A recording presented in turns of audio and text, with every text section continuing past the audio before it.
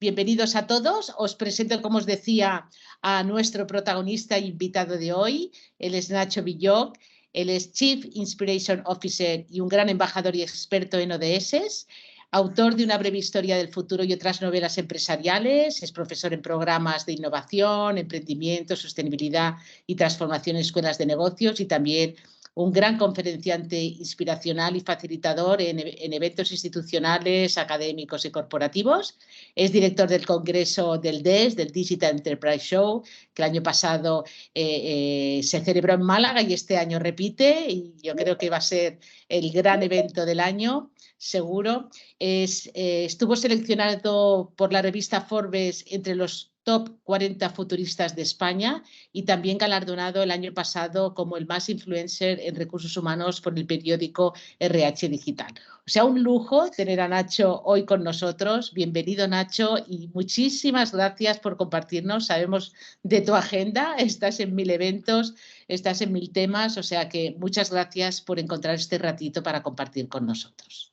Gracias a ti, Mireia. Gracias a Mireia, Joana, al equipo de ICP. Bueno, pues Nacho, gracias de nuevo y empezamos por la primera pregunta, porque esto va a ser una conversación en donde, insisto, podéis vía chat, también uniros a ella con preguntas. La primera, la pregunta general, ¿no? Para que hablemos todos de lo mismo y estemos en el mismo contexto. ¿Qué es sostenibilidad? Pues mira, la sostenibilidad, como pasó con la innovación y pasó con el talento y pasó con otras tantas, es una de esas palabras que la usamos mucho y la gastamos de tanto usarla y a veces sin tenerlo muy claro. Voy a decir muy, muy sencillo. Mira, la sostenibilidad es un pacto del presente con el futuro. Es solucionar las necesidades que tenemos hoy sin comprometer las necesidades de las generaciones futuras. Dicho de una forma muy llana, hoy necesitamos talar árboles para hacer una mesa, o para hacer un mueble, o para hacer un fuego, o para hacer un barco, pero si no plantamos otro árbol, la generación que venga, nuestros hijos, no tendrá ese árbol. Así que esto, que parece muy obvio, a veces lo olvidamos. Entonces, tenemos que satisfacer necesidades de hoy, algunas urgentes, algunas importantes, pero no podemos comprometer las de las generaciones futuras. Y hemos llegado a un momento en el que estamos ya testando los límites del planeta, con lo cual pues, ya sabemos ya que los recursos no son infinitos, por lo tanto es necesario articular estas políticas de sostenibilidad. Y otra pregunta, ¿por qué está esta palabra y este tema y este reto en todos los documentos estratégicos? ¿Es una moda porque todo el mundo lo está usando? ¿Se usa para employer branding? ¿Se usa como proyecto o propósito de compañía? Bueno, cuéntanos un poquito más tú que estás en el tema. Pues mira, ojalá fuera una moda. El hecho es que se empezó a hablar de estos temas, se empezó a hablar de sostenibilidad en la cumbre de Estocolmo del año 72, hace 50 años, y no se hizo mucho caso. Luego se recuperó en la cumbre de Río en el año 92, o sea, había pasado 20 años más tarde, hace 30, se volvió a hablar. Ya la de Río la recordamos un poquito más, porque empezó Roberto Carlos con aquella canción de quiero ser civilizado como los animales. Luego llegó la cumbre de París, la cumbre de Kioto, la de Glasgow. ¿Qué ocurre? Que es que antes era importante, pero es que ahora es urgente. Ha llegado ya un momento en el cual, claro, hace 50 años éramos 2.000 millones de habitantes, hoy somos 8.000 y vamos a ser 10.000. Entonces, lo que he dicho de los recursos escasos, hace 50 años pues no nos estamos ahogando en nuestros propios plásticos porque estamos empezando a fabricarlos.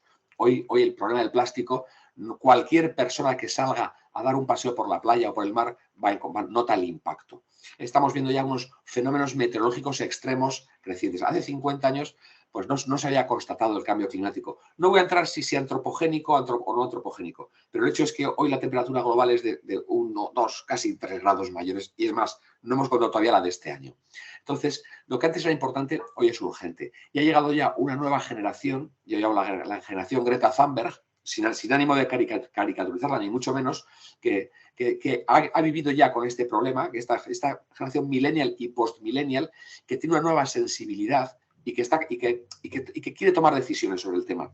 Y la primera decisión que haces es el rechazo a aquellas marcas que son parte del problema. Entonces hemos visto cómo boicotearon el tema del aceite de palma con Nestlé y Nestlé tuvo que cambiar la receta de sus Kit Kats, boicotearon a McDonald's y a Starbucks por el tema de las pajitas desechables del plástico y tuvieron que cambiarlas. Entonces, al final, si las marcas no lo hacen de forma proactiva, lo están teniendo que hacer de forma reactiva. Pero la respuesta a tu pregunta, ¿por qué ahora? porque ya, como decía el lema de la cumbre de la COP25, ya es que ahora ya es tiempo de actuar. Hemos tenido 50 años de discutir y de debatir, pero ahora ya es tiempo de actuar. Y Nacho, ¿qué es la Agenda 2030 y los ODS? Ayúdanos también a entender estos conceptos. Pues mira, la Agenda 2030 hubo un consenso en el año 2015, un consenso en Naciones Unidas firmado por 198 países, digamos, menos Corea del Norte y Libia y en algún estado fallido, todos los demás lo firmaron, de cuáles son las prioridades, de cuáles son los objetivos. Los ODS es las acrónimos de Objetivos de Desarrollo Sostenible. Esto hereda, antes hubo unos objetivos que eran los objetivos del milenio, que algunos recordaréis, que era para el cambio de milenio, luego los objetivos de un mundo mejor para Joana. Son siempre los mismos: acabar con la pobreza, acabar con la contaminación, el desarrollo económico, o sea, abordar los límites externos del planeta y el suelo interno para favorecer el desarrollo. La gran diferencia es que en 2015 se pusieron 15 años de objetivos hasta el 2030, por eso se llama Agenda 2030, en la cual se definieron 17 objetivos aterrizados en 169 metas, 169 goles, y cuáles son los KPIs, los Performance Indicators, y cuáles son las métricas, para que todos estemos hablando de lo mismo. Porque llevamos durante muchos años, durante los años anteriores, para unos la sostenibilidad era no cazar ballenas, para otros era el desarrollo económico, para otros era la igualdad de las niñas, para otros era hacer carreteras, para otros era el umbral de pobreza. Entonces, fenomenal, si todo eso lo son, pero vamos a integrarlos, vamos a ponerles nombre, apellido, una taxonomía común, que todos hablemos de lo mismo cuando hablemos y que todos tengamos las mismas métricas. Porque si no, hay países que juegan con ventaja y otros que juegan en desventaja. Y esto nos permite, al tener una taxonomía común, poder comparar peras con peras y manzanas con manzanas. Poder comparar lo que hace China con lo que hace Estados Unidos, lo que hace Dinamarca o lo que hace Liberia. Y además a nivel macro y a nivel micro y a nivel empresa. Y sobre todo llevarlo a planes de acción, a ponerles objetivos. Porque esos son objetivos, no son declaraciones de interés. Son objetivos, metas medibles, ciertas y además organizadas perfectamente en torno a 5 Ps. Para que no haya conflictos, están las primeras, que son las personas, people, que está claro, la pobreza, el hambre, la educación; el planeta, el tema de la huella de carbono, la biodiversidad marina y terrestre, etcétera; la prosperidad, people, planet and prosperity, que si te das cuenta se parece mucho a la triple cuenta de resultados de las empresas, que hablamos de resultados, profit, people and planet. Entonces, pero faltaban dos, que es la paz y la ausencia de corrupción, que está claro que con el tema de Putin ha ganado nos hemos dado cuenta que no podemos olvidarla, porque es muy difícil un mundo sin paz, y de hecho pues esto está suponiendo un retroceso en pobreza, en muchas cosas. Y luego los partnerships, las alianzas, porque no se puede dejar a nadie atrás, y esto, como dice el proverbio africano, si queremos llegar lejos hay que hacerlo acompañados. Y esto va de juntar iniciativas público-privadas, de juntar empresas grandes con pequeñas, startups con multinacionales, y hacerlo todos juntos. Entonces, cuando tienes así organizado personas, planeta, prosperidad, paz y partnerships y alianzas, te das cuenta que se entiende todo bastante bien. Pero en definitiva, Agenda 2030 es 17 objetivos, 169 metas compartidos, consensuados por Naciones Unidas, en las cuales, bueno, pues son ambiciosas, porque todos los objetivos tienen que ser ambiciosos, son razonablemente plausibles, son posibles. Es verdad que íbamos bastante bien encaminados, pero ahora ha ocurrido primero la pandemia y ha supuesto un retroceso muy importante, y luego la guerra con los efectos derivados de la inflación y los combustibles y tal, pero todavía estamos a tiempo de aproximarnos a su cumplimiento. Genial. Y cuéntanos un poquito cosas más prácticas, ejemplos que tú conoces bien, ¿no? ¿Cómo impacta esto en las áreas de recursos humanos? ¿Cuál es el rol que tenemos que hacer dentro de las organizaciones para impulsar todo esto? Bueno, vamos a ver, esto es una transformación de hábitos. Esto no va de poner pegatinas o de cambiar, poner paneles solares en la empresa, que también. Pero esto al final es un cambio de hábitos de personas. Y cuando hablamos de personas hablamos de recursos humanos. Yo prefiero hablar de humanos con recursos a de recursos humanos. Pero es un cambio primero de comportamientos, de creencias, de valores y de actitudes. primero de valores, por el tema de ponerlos en el mapa, pero luego hacerlos realidad, pasar de las ideas a los hechos. Como he dicho antes, es tiempo de actuar. Y ahí es donde los departamentos de recursos humanos tienen mucho que decir. La gran trampa sería dejarlo encapsulado en el área de responsabilidad social corporativa, que es lo que pasaba, lo que ha pasado muchos años, que decimos, no, es que la innovación la lleva el departamento de innovación, la transformación la llevan los de IT, la RSC la llevan los de RSC. Claro, si lo empezamos compartimentando, estamos delegando la responsabilidad y cuando la delegamos, a menudo la aplicamos de ella. Y a mí es como que inventen ellos, que innoven ellos. No, si luego ya los de marketing plantan unos arbolitos y ya tenemos el día de la sostenibilidad, plantamos unos árboles y nos hacemos una limpieza de playas y viene el consejo delegado y se hace la foto. Eso no es. Entonces, cuando estamos hablando de compartir, de crear hábitos y comportamientos, los recursos humanos tienen mucho que decir. En algunos ODS es muy claro, porque hay un ODS que es el de no discriminación, el de igualdad de género. Estamos todos muy, muy sensibilizados con el... Mira, sí, ahí lo estás viendo, muy bien. El 5, igualdad de género, habla de igualdad de no discriminación entre sueldos de hombres y mujeres al mismo trabajo. Y ahí está claro que eso es 100% de recursos humanos. Pero si decimos, por ejemplo, el de 8, el de trabajo decente y crecimiento económico, pues también el trabajo decente y su remuneración tiene que ver con las políticas de contratación y subcontratación y los marcos económicos y los convenios. Por ejemplo, el 9, donde hablamos del de industria e innovación, toda la transformación digital entra en ese ámbito. Entonces, toda la conciliación laboral, todas las medidas de teletrabajo, de flexiwork, de las que hablamos mucho y hemos tenido un poco de movimiento pendular, pues ese trabajo flexible del que hablamos en la jornada de Digital World hace 2 días, tiene que ver con este trabajo flexible. Vemos que tiene mucho que ver con los departamentos de recursos humanos. Te voy a poner un ejemplo, ejemplos muy concretos. Mira, por ejemplo, de salud y bienestar. La salud y bienestar, la salud de los empleados y el bienestar de los empleados, eso es propio de recursos humanos, pero no es de la Dirección de Relaciones Laborales. El hacer que los alimentos, que en la cantina o el restaurante o la cafetería haya alimentos sanos o que los empleados puedan hacer ejercicio y deporte, pues eso tiene que ver con políticas de recursos humanos. Te voy a poner un ejemplo que es muy, muy sencillo, pero que implementamos en el Centro de Innovación de BBVA cuando yo trabajaba allí en la Plaza Santa Bárbara, que preguntamos si había empleados que querían poder venir en bici a trabajar.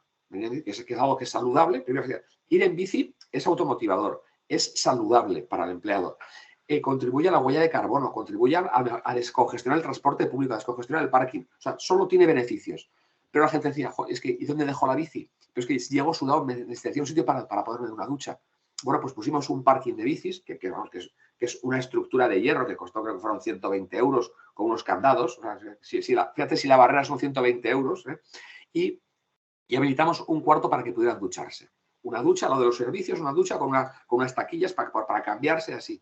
Pues eso tan sencillo hizo que, pues 8 o 10 empleados, los más jóvenes, los más millennials, que sirvieron de ejemplo para otros que ni se lo habían planteado, pues empezaron a ir a trabajar en bicicleta. Bueno, pues para mí esa es una acción concreta que está alineada y cumple con el objetivo número 3. Y además luego estaban más delgados y más guapos que los demás y eran incluso un buen ejemplo, un buen reclamo de employer branding. Desde luego. ¿Y tú crees que está ocurriendo lo mismo que en transformación digital, que al final es un reto transversal de compañía, pero el rol de recursos humanos está en saber comunicar y hacer entender el por qué estamos apoyando o por qué es un propósito de compañía o por qué es un reto y en donde es un beneficio para ellos, para su sociedad, para su familia?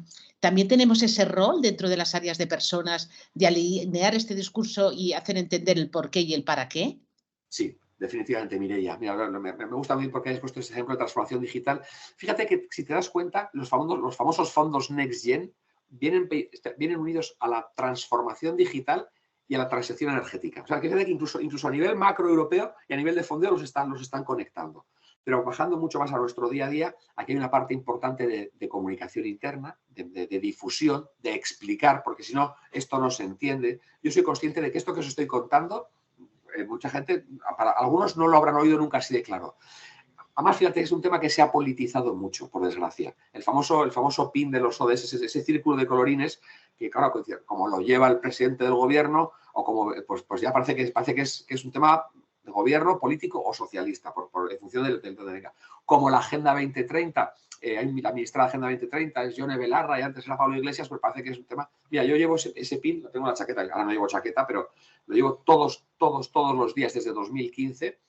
Y bueno, me han llamado vegetariano, me han llamado vegano, antitaurino, gay, animalista. Si no tiene nada que ver con eso, pero es que hay mucho sesgo político. Entonces, empezando por despolitizarlo, por explicarlo con normalidad, para que cuando empieza a entender que esto, oye, que esto va de igualdad de género, que esto va de salud, que esto va de educación, que esto va de consumo del agua responsable, que esto va de utilizar energías responsables, que la huella de carbono, pero va de trabajo decente, de crecimiento económico, de crecimiento justo. ¿Quién se va a negar a eso?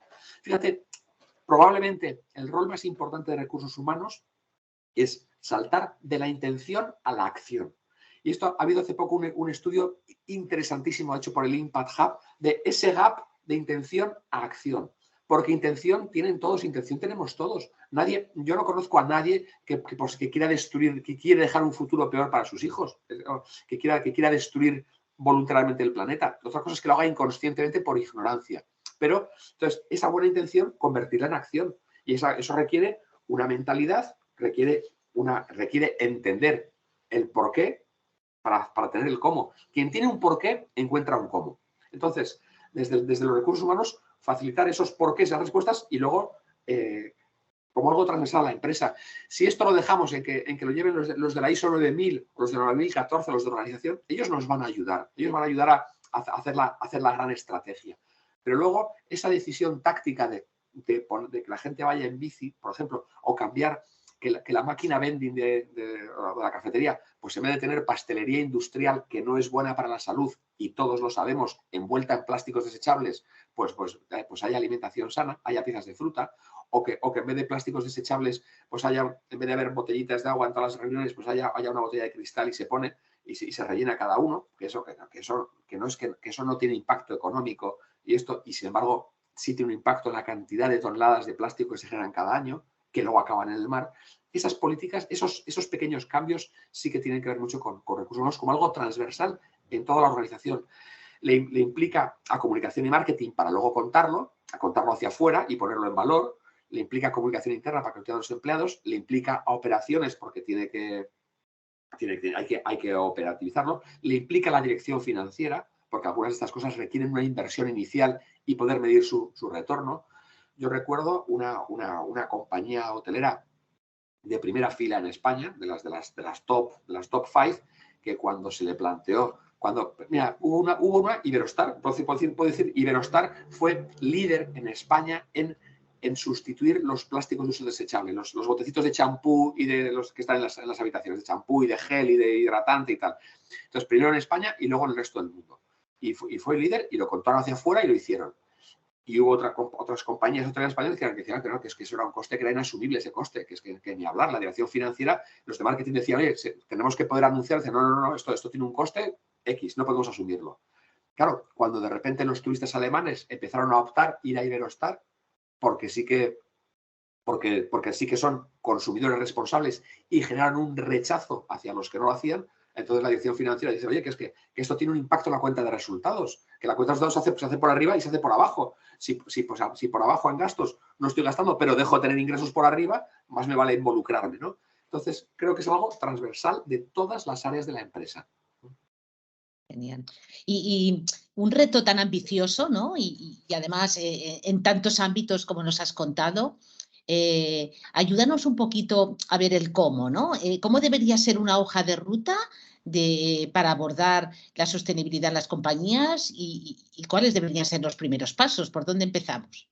Bueno, pues mira, la hoja de ruta no sería distinta a la de cualquier otro plan estratégico. Pero si no lo tenemos claro, y hay montones de consultoras que te pueden ayudar. Y consultoras grandes, desde los Big Five hasta pequeñas. Pero incluso las Naciones Unidas ha creado una guía porque quiere que esto se haga realidad, una guía que está gratuita en Internet. Hay varias, desde comportamientos individuales está la guía de vagos para cambiar el mundo desde el sofá. Te dice hasta cosas que puedes hacer tú desde el sofá. Pero a nivel empresa, yo te diría 5 pasos. Primero, entender los ODS. Y entender tiene que ver con lo que estamos haciendo hoy. Divulgarlos y explicarlos con normalidad, con naturalidad, sin sesgos políticos. Y esto puede ser una sesión o dos, se puede hacer microvídeos, micropíldoras, o una sesión de información a todos, o una por cada objetivo, una poquito de divulgación, y hay cantidad de información, lo mismo. Habrá 1000 agencias de comunicación que te pueden ayudar a entenderlos. Divulgación y comunicación interna. Y esto es recursos humanos, humanos con recursos. Luego, habría que priorizar, porque no todas las empresas tienen que escoger los 17 y las 100. Estaría muy bien, pero hay que... Quien mucho abarca, poco aprieta. Entonces, oye, de los 17 vamos a quedarnos con aquellos que sean más aplicables hacia la industria, o bien hacia afuera o bien hacia adentro, porque no es lo mismo una industria minera o una industria petrolífera que una industria que un retailer. No es lo mismo Iberdrola o Repsol que el Corte Inglés o que es Banco Santander. Entonces hay que priorizar los impactos. Entonces, se pueden priorizar por muchas razones. Preguntando a los empleados por temas de comunicación interna, preguntando a la sociedad, por sus mapas estratégicos, sus grupos de stakeholders, que dialogan con ellos. Pero yo empezaría por priorizar aquellos que tienen más impacto positivo, vamos a reforzarlos, y aquellos que tienen más impacto negativo, vamos a disminuirlos. No se puede gestionar lo que no se mide. Entonces, cuando se mide un poquito, se hace una pequeña auditoría y decir, oye, que como siempre, hay quick wins, hay ganancias rápidas, y dice, oye, pues vamos a hacer una práctica de igualdad, de género, vamos a subir el sueldo a todas las mujeres, por ponernos, oye, igualdad, pues fenomenal, es algo muy rápido y nadie se va a poner a ello. A lo mejor la dirección financiera un poquito, pero bueno, vamos a tener, oye, o una política de integración transgeneracional con el tema del edadismo, que es un tema que en España tenemos que hacernos olvidar, el tema de la silver economy. Bueno, pues ese es otro de igualdad. Oye, podemos ahorrar agua, estamos ahorrando, estamos gastando mucho en agua o gastando mucho en luz.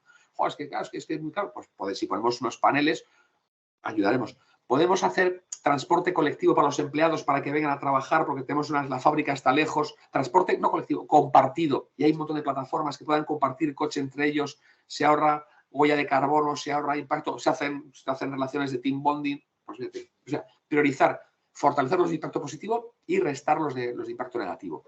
Aquellos más complejos, si queremos salir de los quick wins que podemos hacer en 6 meses o un año, pues toca hacer un proyecto, una prueba de concepto. Digamos, a ver hasta dónde podemos llegar. A lo mejor en una planta, en una unidad. ¿Por qué no planteamos, oye, en una sucursal, en una agencia, en una de las unidades?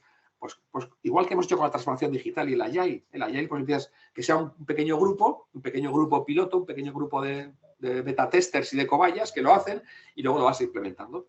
Pues lo mismo, aquellos que hayamos elegido de más impacto positivo o de menos negativo, se aplica aquí. Entonces, cuando tienes ese entendimiento, esa divulgación, esa priorización, una prueba de concepto es 100% Agile. Te da unos objetivos, mides, corriges y mejoras. Mides y pivotas. Es la propia actitud Lean. Y luego empezaría y creo que es importante, y Naciones Unidas hace mucho énfasis en compartirlo, en divulgarlo. Empieza la comunicación externa, en crear conciencia. Además, primero, eso es bueno para el branding de la empresa, hacia sus clientes, es bueno para el branding hacia sus empleados, hacia el employer branding, y además yo creo que hay que serlo y parecerlo. Y además y a menudo si una empresa dice, mira, es que somos, pues mira, el ejemplo que hemos antes de los plásticos, somos los primeros en quitar los plásticos desechables de los hoteles. Pues al principio es una excentricidad, pero luego hay otro que dice, oye, joder, nos han adelantado, pues tenemos que seguirles, vas escribiendo. Somos los primeros en poner transporte, huella cero de carbono para todos nuestros empleados en las unidades. Joder, qué tíos, pues oye, pues nos han adelantado, pues no puede ser, pues vamos a seguir un poco por esa dirección. Y aquí luego también está el tema de certificaciones. Que dices, ya, lo siguiente sería pues una forma de contarlo porque no me certifico. Porque no me certifico, y igual que la gente pone la calidad total, la ISO 9000, la 9005, la 9014, hay muchas ISOs 9000 que tienen que ver con los ODS, pero luego hay certificados ad hoc. Es decir, yo soy embajador de una de estas empresas de certificados ODS que te dan formación, consultoría, ayuda, y lo que permiten es que la empresa pueda poner un sello de Naciones Unidas y decir, mira, es que estamos certificados, que es que esto no va solamente de un chau chau de ponerse el pin para la foto. No es una página de memoria corporativa. Por cierto, la obligación de tener en la memoria el reporte no financiero también es una obligación ya del marco legal. Y esto me recuerda, hablando de marcos, contratar con la administración pública va a exigir estar certificados y tener evidencias de cumplir con los ODS. Algunos ayuntamientos han empezado ya. El ayuntamiento de Majadahonda recientemente yo quise participar en una licitación y yo, fíjate, en Casa del Herrero, cuchara de palo, no tenía los certificados correspondientes y no he podido participar en una licitación porque el Ayuntamiento de Majadahonda, uno de los más importantes de más renta per cápita cerca de Madrid, exige ya que cualquier empresa que quiera participar con ellos tenga sea compliance con los ODS. ¿Te sirve como hoja de ruta? Divulgación, priorización, poner objetivos, alguna prueba, medir y divulgar. Genial, súper claro. Vamos a abrir el turno de preguntas. Os animamos a que vía el chat aprovechéis la ocasión. Es el momento. Vamos a ver si hay alguna. Y si no, yo tengo algunas más cosas que preguntarte. Mira, Joana. Yo puedo hacer una pregunta y como tengo Claro. voz, tengo enchufe y puedo hacerla en voz. No, te estaba escuchando, Nacho, que me ha encantado y lo explicas tan claro y tan obvio, ¿no? Que parece mentira como hemos llegado tan tarde, ¿no? a incorporar este tema. Desde nuestro punto de vista, y sabes que ayudamos a las empresas en la transformación digital, pero que nuestro concepto digital es porque tenemos que poner el nombre digital, porque utilizamos la tecnología, pero siempre nuestra visión ha sido para mejorar la experiencia de las personas, ¿no? Empleados, clientes y esto conectado. Y ya desde hace años también estábamos, bueno, y hemos incorporado el concepto del propósito y de la sostenibilidad, ¿no? De hecho, nuestra visión es una transformación digital humana y sostenible, ¿no? Y a veces, cuando lo explicas a algún cliente, bueno, pero no sois digitales, ¿no? ¿Qué tiene que ver ahora con la sostenibilidad? Entonces, tú lo has explicado muy bien antes, lo has hecho como de decir, los fondos de Next Generation, fíjate cómo lo unen, ¿no? Pero, ¿qué opinas, Nacho? ¿Tú crees que realmente, igual que la agilidad está dentro de lo digital, en esos procesos de transformación, que me da igual, la nomenclatura es importante, porque como bien has dicho, nos sirve para hablar todos de lo mismo, ¿no? Pero nosotros estamos haciendo ese trabajo de ayudar y incorporando la sostenibilidad dentro de la transformación digital, como lo hemos hecho desde el principio con las personas, ¿no? Bueno, que Lidia es una empresa que nos conteste y dice, ¿qué pintáis vosotros en la sostenibilidad? ¿No? Por hacerte una pregunta o una opinión tuya. Pues mira, Joana, pues 100% es entregable. Esto es una transformación cultural. Entonces, para mí la transformación digital no va de dispositivos y de gadgets, es una transformación de personas y de hábitos. Y es de que las personas, las organizaciones son grupos de personas que les une un fin común, pues incorporen estos nuevos hábitos. Hábitos, formas de trabajo, herramientas, sistemas, comportamientos y actitudes.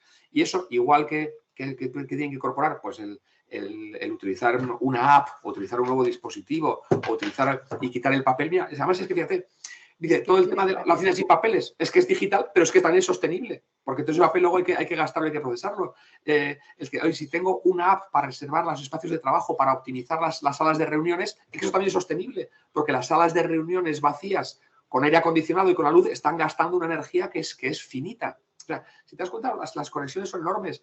Si estamos buscando una app que sirva para optimizar pues no sé, cualquier proceso de los empleados, te aseguro que cualquier proceso tiene un impacto económico y en clave de sostenibilidad. Incluso, como decías, más allá, ¿no? Si yo hablo de transformar las competencias de mis trabajadores, estoy garantizando un trabajo.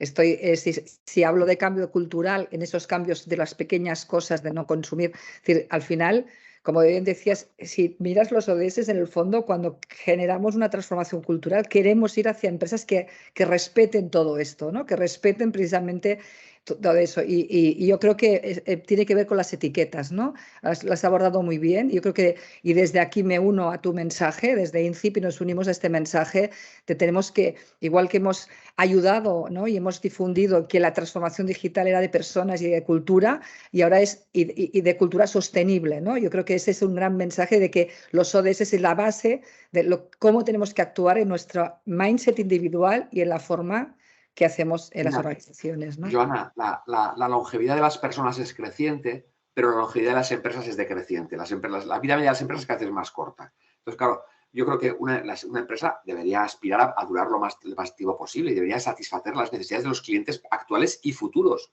Bueno, pues si no está pendiente de esas necesidades de clientes futuros, pues a lo mejor hay gente que dice, no, pero con la que está cayendo, ¿cómo te vas a preocupar tú de los arbolitos con la que está cayendo? Pero es que con la economía, ¿cómo te vas a preocupar de la ecología? Si es que economía y ecología son inseparables, si es que es la cara B. Si es que efectivamente la sostenibilidad bien entendida empieza por la propia empresa, si es que es el propio interés de la empresa, igual que la caridad empieza por uno mismo, le interesa a la empresa ser sostenible en su cuenta de resultados para seguir funcionando los años que vienen, porque si no, el mundo está lleno ya de Kodaks y Nokias y Blockbusters que no quiero mezclar las dos cosas, pero empresas enormes que no entendieron el siguiente cambio y ya no están entre nosotros. Sí. Y por lo tanto, y me callo que Miriam me está mirando, que es verdad que le estoy copiando aquí, pero bueno, ahí si hay preguntas, Yolanda, adelante, ¿eh? Porque, de momento no hay preguntas. O sea, yo creo que es muy interesante el debate que has suscitado, Joana, o sea que adelante. No, nada, por fuera de este tema, que yo creo que es importante la visión de Nacho, ¿no? Decir, es que yo creo que sí, precisamente, y en un momento de crisis, el mensaje que debemos dar, porque puede haber la tentación de decir, oye, claro, yo no puedo recortar en informática porque es que si no me quedo sin conexión, pero puedo recortar en la transformación digital humana y sostenible, porque entonces lo de la adopción, eso sí que puedo bajar. Y eso es un error, bueno, creemos, Nacho lo ha dicho, yo también y Mireia, creemos que es un error porque estamos comprometiendo futuro, lo que decías, ¿no? Ese equilibrio, pero es que si no, no vamos a existir, porque como bien decías, nuestro mercado ha cambiado, nuestros clientes están cambiando y nuestros futuros empleados y talento también, ¿no? Joana, como dice, yo soy muy fan de Richard Branson, yo soy muy fan de Richard Branson y todo lo que ha hecho Virgin. Dice, si crees que la educación es cara, que la formación es cara, prueba con la ignorancia. Entonces, claro, si tú crees que no te puedes permitir en este momento la sostenibilidad, pues prueba con no ser sostenible. A ver qué te pasa. A ver qué te pasa. Pues lo dejamos ahí, ¿no? Yo me quedaría con vosotros y debatiendo con Nacho, pero vamos, que nos enganchamos y lo acabamos. Perdonad. No, nada, súper interesante. Además, no hay preguntas.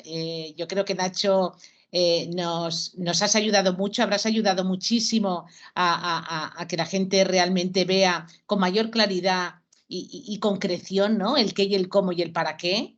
Y estamos, yo creo que esta conclusión final es muy acertada porque al final nosotros que venimos, ¿verdad, Nacho? Desde hace muchos años que fuimos también embajadores de transformación digital, pues es lo mismo, pero es que lo tenemos que integrar, o sea, nos tenemos que preparar a nuevos entornos, ¿no? Y al final, ¿qué ha pasado con el COVID? El COVID ha acelerado la digitalización y ahora la realidad es que la sostenibilidad ya no puede esperar más y la tenemos que acelerar y tiene que ser algo muy global. Didi, Nacho. No, mira, me acabas de recordar una cosa. Igual que un evento sanitario como era la COVID, un tema de salud, ha acelerado la transformación digital y parecía que no estaba conectado. Ojo, que el ODS número 3 es de la salud y el bienestar y tiene mucho que ver con el COVID. De repente, una guerra en Ucrania, que parece que es un evento bélico que no tiene nada que ver con esto, está acelerando la transición energética porque nos hemos dado cuenta como planeta que no podemos depender del gas o de Argelia o de Rusia o de Baskortostán. Entonces, claro, de repente está todo conectado y esto que ahora vemos muy lejano, pues igual que de repente el trabajo flexible llegó en febrero de 2020 vía COVID, pues de repente nos vamos a encontrar con que tenemos hidrógeno verde y tenemos vehículos eléctricos y tenemos placas solares a tutiplén porque no podemos tener ya más gas de Argelia, ¿no? Entonces yo creo que esto está todo conectado, pero insisto, para aquellos que quieran verlo, como decía Steve Jobs, connecting the dots, para los que vean la conexión y quieran... Esto va no de correr detrás de la pelota, de anticipar dónde va a estar la pelota. Entonces, en la próxima jugada. Y viendo esta jugada, pues si nos podemos anticipar 6 meses, eso será eso que podemos ir por delante pues de los que sí que están viendo la jugada. Exacto, nos quedamos con este mensaje tuyo y este reto. Hay que anticiparse, ¿eh? Y no podemos esperar que pase algo de fuera y nos demuestre que hay que hacerlo. Nos tenemos que anticipar. La gran lección también del COVID y será, yo creo, una lección permanente en los próximos años. Gracias, Nacho. De verdad ha sido un placer tenerte, que nos contaras, súper interesante. Gracias a todos los que os habéis unido, ¿eh? Esperamos que también os haya inspirado. Y mañana, último día, última oportunidad, a la misma hora, de 10 a 10 y media, con la última sesión. Hablaremos de Digital Employer Branding y con un caso práctico. Así que os esperamos. Gracias a todos. Hasta mañana. Adiós.